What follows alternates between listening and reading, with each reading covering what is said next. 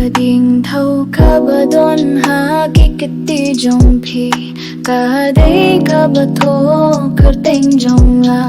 tang ha shipor khala jalut mantala sa tang ha ki jing pos new ngala long marway hinre nga dang nim happy man kapor nga yo hitang ka du jong phi ka jingim klem ma phi kum kamin siem badum ka diengthaw jong ka jingieit bynta ka kila long marway ha ka pirthei kilyang nga dang wadya phi ha ka baro ki umanya o ikadu jong phi ki kulhar ba phila ai kim pacha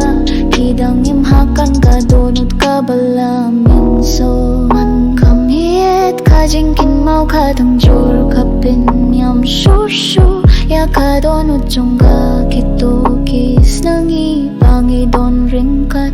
ki shong ha ka dohnud jong abad nga kynmaw man kasngi